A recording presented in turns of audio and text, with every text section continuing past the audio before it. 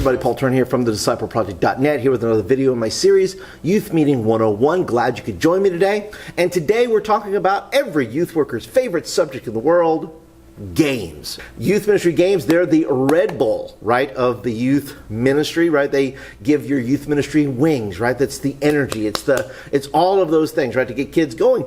And you know, some people say, you know, in the world that, you know, maybe games don't have a part in the actual youth meeting. I would disagree with that because I'll give you three reasons why. Number one, I believe there's a social aspect to it. I think kids spend an enormous amount of time behind their screens, right?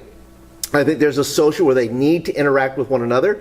I also think there's a sportsmanship factor where they need to learn how to play nice with each other. They need to learn that where they may not learn that somewhere else, unless they play sports at their school or something like that.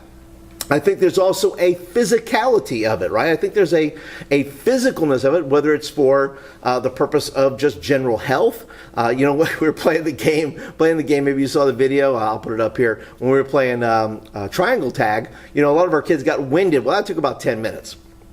And you know what? Maybe we need to be part of the, you know, taking care of the obesity problem in America, right? We just need to play more games. Maybe that's the deal, right? These guys are not getting enough recess time or whatever it is. But when we talk about games, I also want to point out just a couple of things too. When you're, listen, I'm still pro game, so I think we should have games in youth ministry. I totally agree.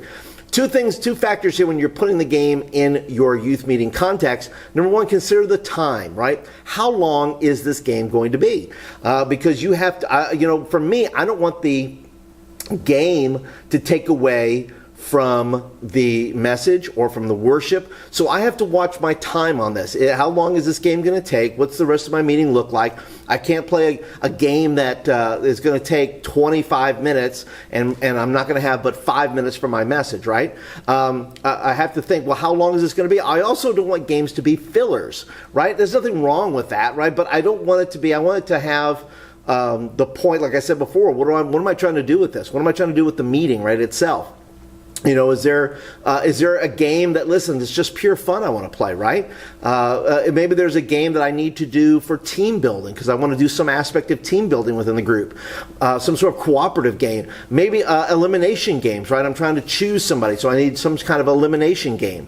All those kind of factors play into, you know, when I'm choosing a game. And when we choose games for our group, not all of them are going to work, okay?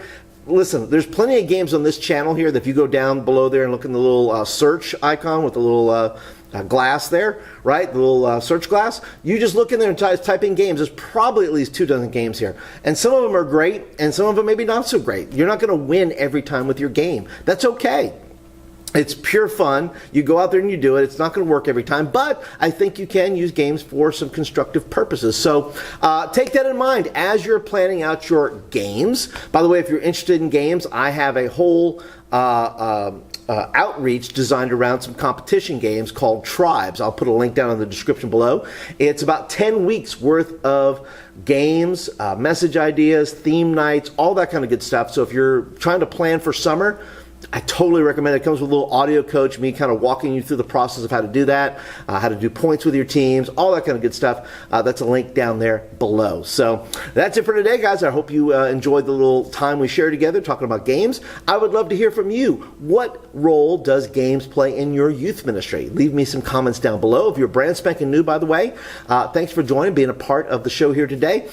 I would love for you to be a part of the community. So if you'll hit the subscribe button either down below there or at the end of this video, come join the community, be a part of regular, go inside, you know, click the little button down there, the little bell, and you click notifications. That way you'll be notified when I upload a video. And if you're a regular, thank you so much for being a part of this. I look forward to hearing from you guys all the time when you guys leave your comments and your encouragements.